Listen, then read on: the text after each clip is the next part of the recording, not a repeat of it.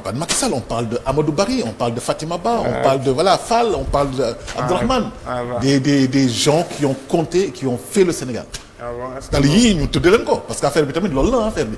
Fatima, comment tu vas? Bien, alhamdoulilah. Le rayon de soleil de la matinale, comment tu vas? Ça va, nuyu naa la nuyu téléspectateurs ak internautes yu ITV yi. Alors aujourd'hui nous allons parler, c'est atroce, c'est abominable. Moi je pense qu'on devrait se respecter dans la différence dañuy jël nit sulli ko diire ko taal ko lu xew Fatima. lu xew loolu la ñëpp yeewoo presque démb ci dimanche bi mu nekk loo xamante ni waxtaanee nañ ko mu jul coow lu bëri également ci réseau yi ba boo xoolee sax tey ci une journaux yi presque ñëpp daal daanaka ñëwaat nañ ci mbir moo xamante ni peut-être baaxoo wuñ ko woon gis Sénégal donc tey loolu la ñu nar a waxtaanee ci Ecosunet. waaw léegi ba damay poser benn question xam nga l'homosexualité est réprimée au Sénégal.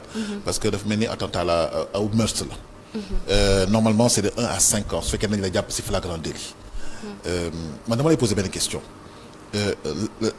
lan mooy frontière bi entre la religion et la loi par rapport ak situation bi parce que religion bi. diine dafa am lu mu ci wax. mais est-ce que diine bi tamit on est dans un pays laïque. pas islamique est-ce qu'ils ont eu le droit de faire ça ak lan moo leen ci xaar. waaw xam nga comme ni nga ko waxee nii c'est-à-dire diine bi lu mu ci daal di wax ak yoon lan la ci wax boo xoolee charia lu mu ci wax ñoom nekk na loo xamante ni sax ku ko def wala koo xamante ni jàpp nga ni moom la loolu moom dañoo nee ni bakkanam mu jël bakkanam bu ñu dégloo ci yenn imam yi nga xamante ni démbal léegi seen xam-xam dafa màcc ci wàll mi loolu la ñu daal di wax waaye bu fekkee boo jël wàllum yoon ak yoonal la loi ak li nga xamante ni mooy le droit naka la ñu fonkee doomu aadama ak naka li nga xamante ni moom la ñu jàpp sort bi nga xamante ni moom lañ réservé ñii def lu ni mel maanaam ñi nga xamante ni ñoo traîné nit kooku cercueil bi wala corps boobu daal di koy lakk direction yoo xamante ni am na ñoo xamante ni ànd nañ ci am na ñoo xamante ni également ànduñu ci même bu fekkee ni sax nanguwuñ wala même bu fekkee ni sax sib nañ li nga xamante ni moom lañ koy tuumal bu ñu ko dooree ak ki nga xamante ni moom mooy wuyu ci turu Manu moom li mu daal di wax parce que démb ñëpp ñu ngi doon waxtaanee match bu waroon am ci diggante Olympique Marseille ak Lyon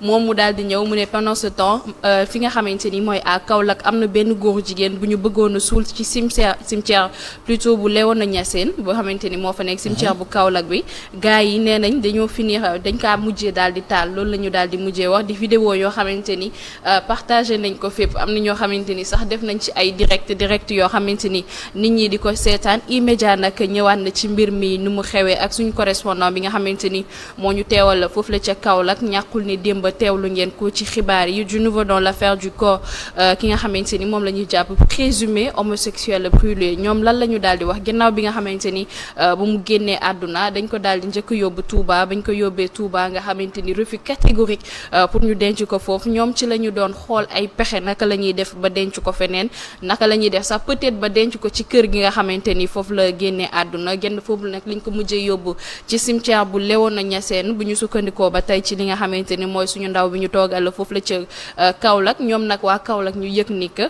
finalement foofu lañ ko mujjee denc ñu dem daal di koy déterrer maanaam daal di sulli li nga xamante ni mooy corps bi après ñu traîner ko ci buntu cimetière yi comme image yi boo xamante ni boo ko gisee ci réseau yi di ay image yoo xamante ni peut-être dañoo jàpp ni kat jekku la wane ci télé yi waaye li nga xamante ni mooy li nu mel ñu gis ni ñëpp samedi soir la mbir yi daal di xewee ci alentour 23h foule bi bëri woon fa loolu vers 23h ba ñu identifier li nga xamante ni mooy corps bi ñu daal di koy taal Seneweb tamit ñëwaat na ci gannaaw li nga xamante ni moo am yeneen réaction yi nga xamante ni ñu ngi ko doon xaar corps exhumé et brûlé à Kaolack ñi nga xamante ni mooy le procureur moom daa dénoncé li nga xamante ni mooy acte bi ñu jàppee ne acte bi mu daal di wax ni que acte de barbarie la bu paree annoncé ab enquête boo xamante ni dinañ ko tijji ci mbir mi pour ñëpp ñi nga xamante ni laale na ci jamono ji mën nañoo jàpp ni yoon mi ngi lay sa kaw wala am na loo xamante ni mu ngi la koy toppee kii di Ayoba Faye également ñëwaat na ci communiqué procureur bi le procureur de la République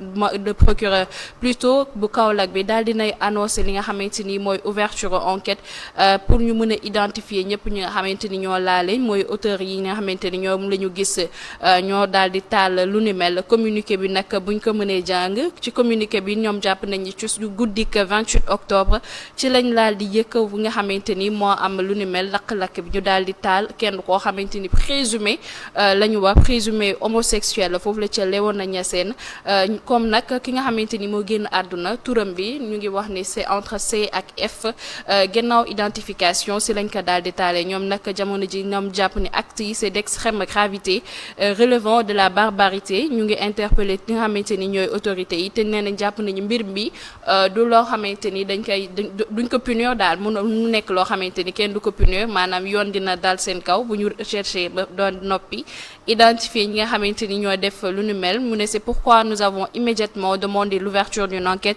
afin d'en identifier ñi nga xamante ni ñooy auteurs yi et engager contre eux les poursuites pénales maanaam ay poursuites pénales yoon également mu ngi seen yoo xamante ni poursuites pénales yi sànq am na koo xamante ni jël nañ ko ci rajo bi ñu ngi koy dégg muy wax loo xamante ni mën nañ ko toppee buñ leen identifier kii di Jali Badiane nag ñëw na ci leneen loo xamante ni gis nañ ko parce que dafa jàpp ni même énergie bi nga xamante ni déployé nañ ko ci ki nga xamante ni nee nañ présumé homosexuel la buñ ko déployé woon ci ki nga xamante ni moom la ñu jàpp un supposé marabout du ñàkk ni yëgoon nga jamono jële ab benn supposé marabout koo xamante ni dafa doon jàngal ay ndongo daara mu daal di leen sàqu ay xale yu jigéen ñoom nag 35 filles la ñu daal di toppoon mu ne qui ont entre 5 ans mu ne maintenant seen énergie bi ngeen di déployé si li nga xamante ni moo nekk lu ni mel et gis nañ ko ci bu waxee TL maanaam Twitter ñu koy woowee jamono ji X mi ko doon waxtaanee nit ñi di naan waaw c'est normal ñeneen ñi nag ànduñu ci benn yoon mu ne mënoon ngañ ko see jàppale pour aider ces filles leur famille et qu'on n'oublie pas cette affaire parce que boobu ba léegi mbir mi jàpp nañ ni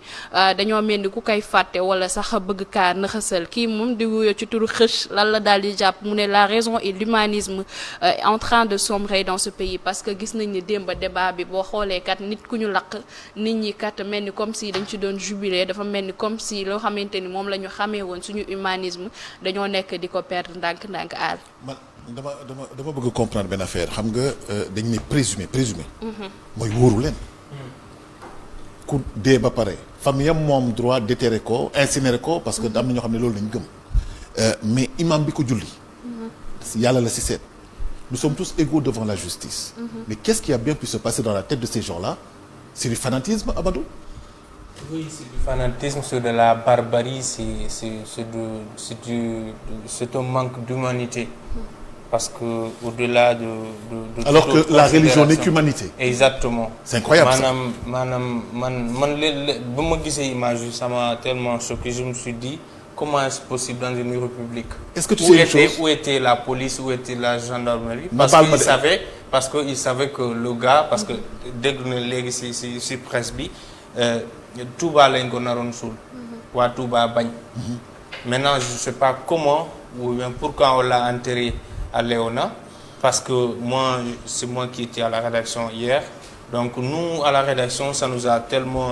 C'est un sujet très sensible parce qu'on sait qu'on est dans une société... Je vais te couper 2 secondes. Xam nga lu tax tu vas parler par rapport à l'image. D'accord. Image bi ba mu ko gisee pour man du fii parce que am na yeneen dëkk yoo xam ne dañuy tàmm di taal seen i nit di yore ay kookub di daggante seen biir.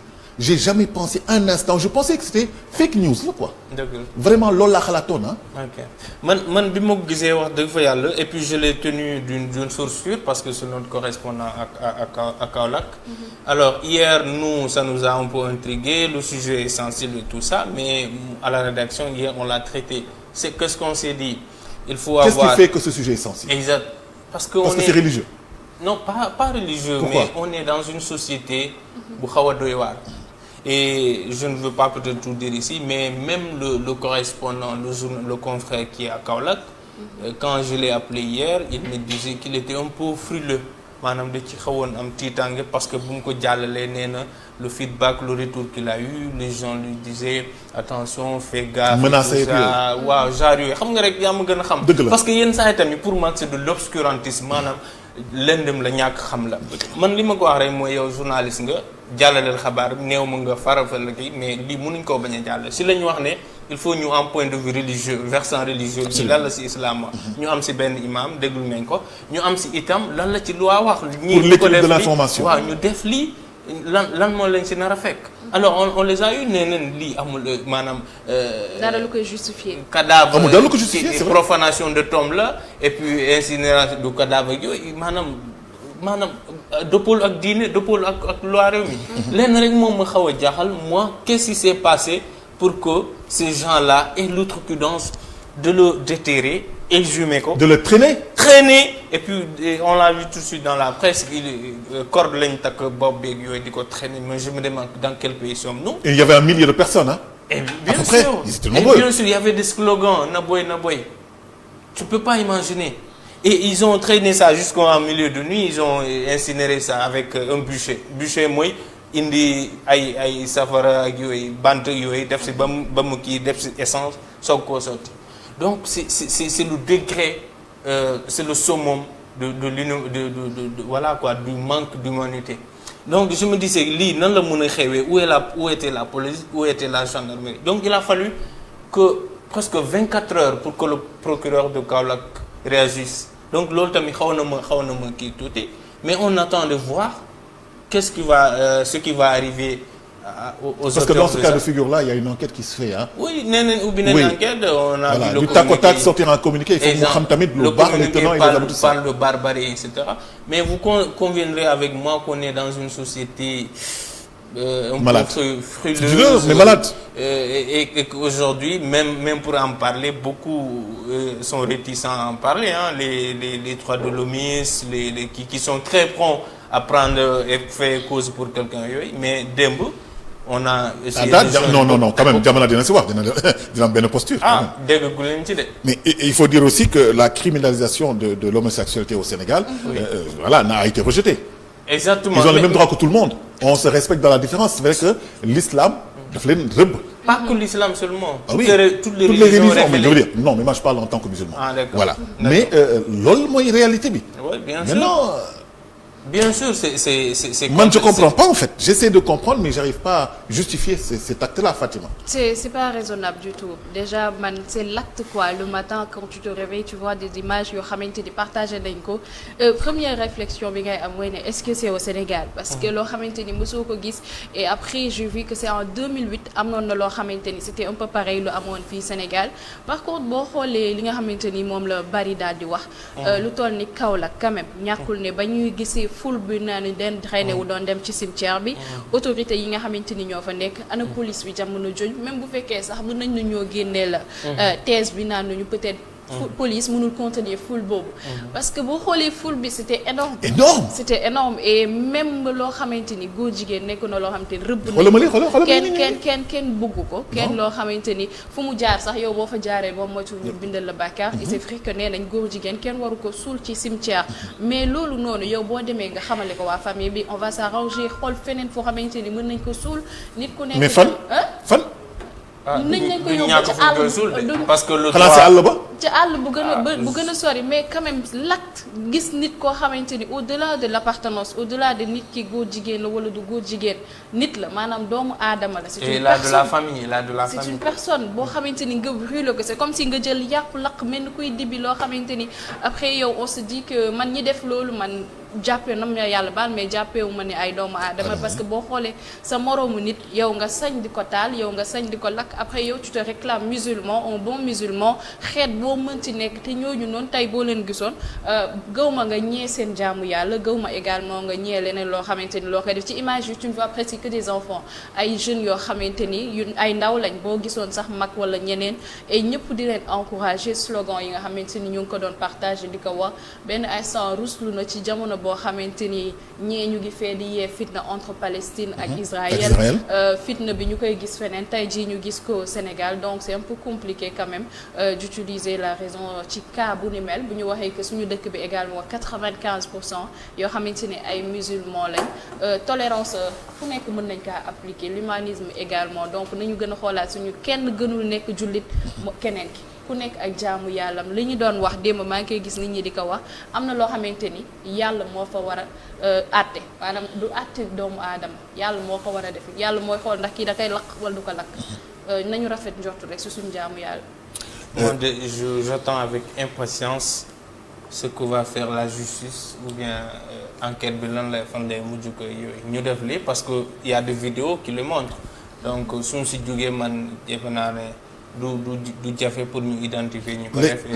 En fait c'est sombre on n'arrive à pas identifier les gens. Oui, mais il y a des vidéos plus claires que ça. Justement peut-être foofu nañ leen mën a jàpp après def benn recoupement mais man dama bëgg a xam benn affaire xam nga loi amul discrimination.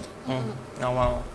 léegi ñu ne l'islam dafa ne góor jigéen kenn du ko suul ci cimetière musulman parce que maanaam doxul ci yoonu islam.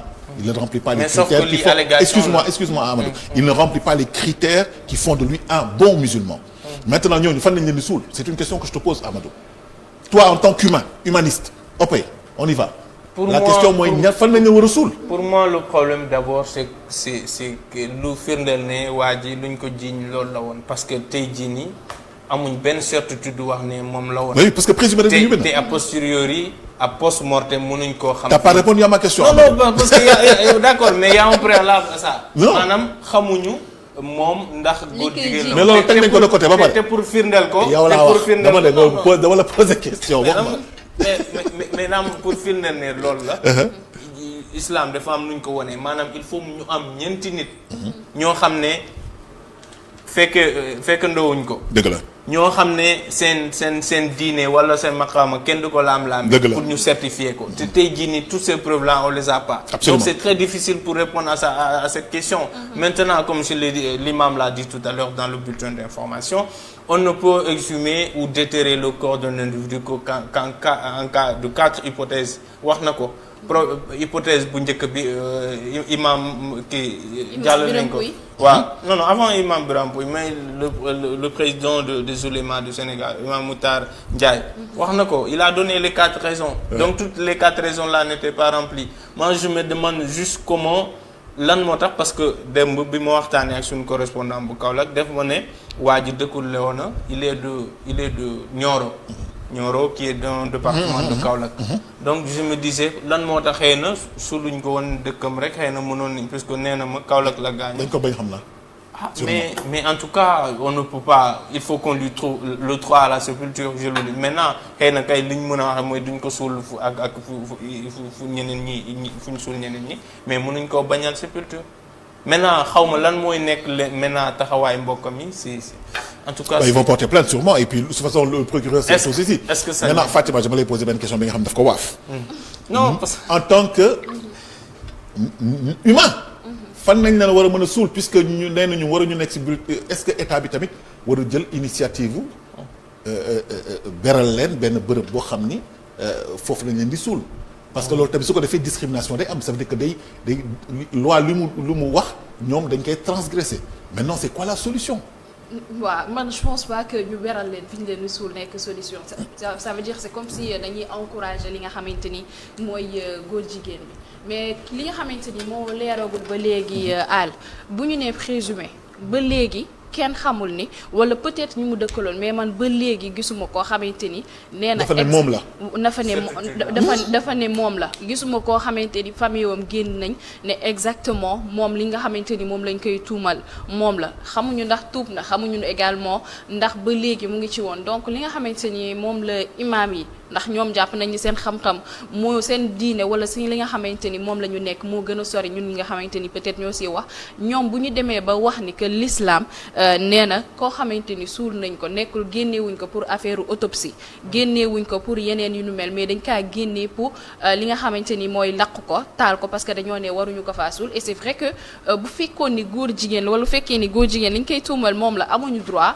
suul ko ci cimetière boo xamante ni cimetière c'est réservé aux musulmans aux pratiquants aux croyants donc mënoon nañoo dem àll bu gën a sori wala exactement je sais pas comment s'arranger pour xool voilà à l'anonymat naka lañ koy def ñu suul ko feneen wala foo xamante ni jegewul sax ak un mètre et boo xoolee également ci ki nga xamante ni mooy suñu ndaw bi ñu nekkal foofu la ca Kaolack nee na ñoom dañoo demandé woon pour sax denc ko seen biir kër foofu noonu donc xam nga koo xamante ni wër nañ peut-être wër seet ba xamuñu fu koy denc ba denc ko ci biir kër donc ça veut dire que ñoo ñàkkul ni tourné nañ def nañ le tour également pour xool beneen solution mais leneen loo xamante ni moom la ñu yërmande des fois dafa am solo ci ñun ñi doomu aadama voilà après le jugement ñu bàyyi kaak yàlla bi nga xamante ni moo ñu sàkk ñun ñëpp c'est ça quoi jugement bi ñu bañ a jël ñun être humain ñuy juger l'autre ku nekk xamoo sa gëm-gëm morom fu mu toll. dëgg la merci Fatima Ba on va brosser un autre sujet aussi la guerre de Thiès aura lieu ou pas.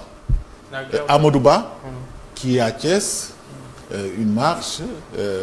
non tournée économique. déedéet bii moom du tournée économique parce que dafa baladé wu bii ma dafa flagrant bii pas duma d'accord. keroog yaa fi doon wax ne kii la de. non dama ne il est premier ministre subtilité bi xam nga mooy la. c'est-à-dire nga gis nit di def dara te mënoo si dara parce que loi moo ko permettre loolu mooy rey opposition bi. mais sauf que c'est flagrant. waaw léegi xoolal la guerre de Thiès aura lieu ou pas. Moi je ne pense pas. Je ne pense pas parce que aujourd'hui il y a Idi qui était là-bas, qui était bien implanté et tout cela. Entre-temps, c'est une autre figure qui a émergé à Thiès. Aujourd'hui, c'est le maire et Dr Babacar Diop, qui faisait partie de la coalition Yewwi Askan Wi, mais qui en est sorti. Mais non, beaucoup on passe. Yewwi la bokkoon mais génn na ci. Quand le maire de Babacar Diop qui a été porté par Yewwi Askan Wi. Oui, exactement. Par la force de Sonko. Bon. C'est ce que les gens disent, Par ramification en tout cas. Mais aujourd'hui, à la surprise générale, il a gagné Thiès aux dernières élections locales. Maintenant, aujourd'hui, on ne sait pas trop, mais il y a un silence de Idi qui ne dit pas son nom. Kenn xamul lan moo tax. nan la ñu un truc un silence détonnant. Détonnant et assourdissant. Assourdissant. et on sait pas pourquoi lan moo tax waxatu ci dara ak yooyu mais moi je ne pense pas parce que aujourd'hui même si le pouvoir par exemple le retrouvailles entre Idi et la mouvance présidentielle Benno n'a pas porté ses fruits à Thiès. maanaam taxul nit ñi ànd ci quoi kon tey jii nii man pour man. Et l'opposition à côté, Biram Souleye Diop, qui est également maire d'une commune de, je sais pas, Thiès Nord là, Tejini. Il y a une bataille féroce et tout ça, mais moi je pense pas peut-être que le camp présidentiel pourrait gagner là-bas, parce que c'est une ville très disputée et avec la nouvelle configuration, Idi à côté, Dr Babacar Diop et puis Biram Souleye Diop à côté. Maintenant, le pouvoir aussi a toujours, que par exemple, il a beaucoup de ministres ou bien ressortissants de la paire, ñu mel ni Tine, Augustin Tine est de là-bas, Abdou Mbow est de là-bas, qui d'autre? Il y a Malick Mbaye aussi. Wow, voilà. Malick Mbaye, oui, c'est vrai. Mais je pense pas. Et il y avait Idi et aussi Yankhoba Diattara. Mais ñoom génn nañ léegi. Voilà. Mais Fatima, quelle lecture as-tu de ce que Amadou Ba a fait à Thiès? La bataille s'annonce rude déjà à Thiès quand tu vois qu'il y a beaucoup de leaders là-bas à Thiès. Exactement, la fois dernière on parlait de la campagne avant l'heure. On a vu que Amadou Ba li nga xamante ni mooy sa stratégie c'est la tournée économique. Mais la tournée économique qui est plutôt déguisée en campagne. Donc li nga xamante ni je trouve que c'est pas juste parce que déjà moom bu fekkee am na privilège ak li nga xamante ni privilège lañ ko mën a woowee parce que moom. de l'appareil de l'État. waaw mën na circuler librement de l'autre côté tu vois ñi nga xamante ni ñoo nekk de l'autre camp l'opposition ñoom à chaque fois bu ñu defee moindre déplacement moindre mouvement am na ay interdiction wala ay barrières yoo xamante ni ñu ngi leen ko fa commencé tegal et boo xoolee Thiès configuration bi quand on parle de Idi ñu ne Idi nga xamante ni actuellement sa stratégie c'est un peu ne pas parler mais ñëpp xam nañ que Idi il a toujours été ainsi moom pour mu wax il faut mu bàyyi ba le bon moment nekk ko xamante ni xamee nañ ko ci communication le bon moment peut-être dafa jàpp ni c'est pas encore l'heure de sortir c'est pas encore l'heure de parler. Mais peut-être c'est un peu intriguant dans une période de pré-campagne que se taise ainsi dans un silence. Mais il a toujours communiqué quand il le fallait Oui, un bon communicant. Oui, absolument. Il sait parler quand il faut et attirer l'attention des médias et du public quand il faut. Sauf que en politique également, il faut exister, hein, et exister aussi. Et c'est toi qui vas lui apprendre la politique, toi, Amadou Barry? Non, je l'apprends. Non, tu exagères, toi. Non, mais attends. Idrissa Seck ngay jàngal politique. Un fils de Abdoulaye Wade. Mais non, mais attends, quelle prétention. Non, loin de moi de lui apprendre. Mais comment tu peux dire ça? Non, loin de moi de lui apprendre une quelconque qui politique, mais ces stratégies n'ont pas été payantes ces dernières années. Pardon? Ces stratégies politiques n'ont pas été payantes. Le seul gars fiable en ce moment dans le paysage politique, un des plus fiables, c'est lui, et le plus constant. Ah oui, non, mais attendez, faut pas déconner. La preuve, non, Idrissa Seck, de question de mon confrère ou quoi que ce soit, moi je vois que il y a beaucoup de politiciens, ils sortent du lot. Voilà, tu sais que Abdourahmane Diouf, par exemple, Boubacar Camara. Quand on parle de notoriété plutôt. Oui, et Boubacar Camara, il y a vraiment des gens qui sont là, qui parlent au peuple et peuple bàyyi leen xel parce que li ñuy wax xaw na yanu maanaa wala yanu na maanaa sax dis boppam. Mais Idrissa Seck c'est quand même quelqu'un qui existe presque depuis 30 ans. Oui. Dans la tête des gens, parce que y a Abdoulaye Wade qui l'a formaté, il est là, il est présent et omniprésent. Ouais. Et de manière qualitative. C'est-à-dire que quand il appelle la presse, ou bien quand il s'adresse au peuple sénégalais, tout le monde l'écoute et tout le monde en fait sa une. Voilà, c'est vraiment un monstre sacré de la politique, quoi. Maintenant, vouloir l'enterrer comme ça, comme tu le fais aussi légèrement, on l'enterre pas, mais c'est certaines de ces stratégies, pour ne pas dire, pour être correct, ont quand même intrigué l'opinion. Non, c'était de l'émotion. Xam nga lan la Idrissa Seck fi ñu ko meree mooy ba mu waxee man nekkuma Tijaan kii murit la. C'est bon. Après Abdoulaye Wade lui a tendu un piège en lui disant écoute viens on va avec feu Al Amin ñu dem palais mu ñëw ne ko écoute man alors qu'il était en train de négocier en fait pour reprendre les rênes du PDS. Abdoulaye Wade faagaagal ko. foofu la gars yi sénégalais yi nekk non il y gëmul dara. mais c'est 2019 nag bu mu rejoindre. ça m'a pas posé mais il est avec l'État du Sénégal qu'est-ce qui est au-dessus de la politique. Mais sauf que il a perdu sur le terrain. Il n'a rien perdu. Quelqu'un qui perd non mais je défends pas Idrissa Seck mais quelqu'un on est rationnel et logique. Quelqu'un qui perd ne peut pas être le candidat unique de l'opposition pour l'élection présidentielle de 2019. Non, après boobu la. waaye waxuma loolu waaye yow saa yi dañu rationnel dañu xala voilà quoi. Abdoul Bari bàyyi dëkk bi risque d'être long. Amadou bàyyi Idi. Non, Idi est bon. Mais après 2019, le fait qu'il ait rejoint le camp présidentiel, ça a intrigué quand même. Mais en fait, j'ai une question. Parce que même son entourage le plus immédiat, ñu mel ni Déthié Fall lan moo tax ñu bàyyi ko. Loolu moo tax parce que ils n'ont pas compris cette position. Je lis dans l'ouvrage de Yérim Seck xam nga lan la quoi. Mu ne président, vous vous rendez compte de l'acte que vous venez de poser alors que vous étiez dans l'antichambre du pouvoir, vous êtes arrivé deuxième. Vous rejoignez le camp présidentiel. D'accord, mais bëri na ñu def défection loolu ñoom Déthié Fall ak ñi Abdourahmane Diouf ñi nga tudd ñëpp c'est des éléments de Idi. Oui, mais qui veulent être calife à la place du calife et ça c'est légitime. Non, du tout, ils ont des ambitions. Non. Ay ambition dañu am man vraiment ça c'est personnel nag ay ambition dañu am. Oui ma léegi dama lay poser beneen question. Vu xaayoo ak ngiro bi am ci opposition bi. Je vous pose la question à tous les deux. Est-ce que vous pensez que le politicien ne va pas se dire écoute man je préfère travailler avec l'État du Sénégal parce que au moins voilà que plutôt que d'être là à nous tirer entre nous et kenn xamul fi ñu jëm te ñun on nous désoriente nous le peuple sénégalais bi nga xam ni ñoo war a voter en février 2024 Fatima. Balaa loolu je te pose déjà une question kan mooy chef de l'opposition actuellement. Chef de l'opposition. C'est Idrissa Seck. Jusqu'à officiellement oui parce que texte bi ne ki nga xam ne moo ñëw deuxième à l'élection présidentielle de 2019 mooy chef de l'opposition de 2024. Maintenant il y a un chef de l'opposition virtuel. Je dirais virtuel mooy parce que voilà c'est Ousmane Sonko qui est quand même une force politique qui est réelle. nee na de moom na jël sa waay na jël man bëgguma. non bëggaan ma wax loolu. non waxuma Idi xaw ma Ousmane Sonko moo wax ne bu ko Idi di xëccoo man maay chef de l'eau mu ne na jël. non bëggaan moo ko wax bëggaan Gueye moo ne ko waa jëlal moom moo tal yooyu ñun taluñu ko. oui moo tax il a un statut et effectivement est rémunéré par l'État du Sénégal à ma connaissance doy na waar. c'est trop même. léegi nag ñu ñëw si làmb ci. làmb la waaw làmb kay. ñu ñëw si Ama Baldé kii. jóge ci politique on va décompresser un peu n'est-ce pas Abdourahmane économie net moom tey dañ koy xaabaabal ba 8 heures. alors Amadou. oui Ama Baldé Modou Lo. non je passe lamb ji moom man garaawul da nga fa ñu koj la. non Fatima. lamb bi kañ la.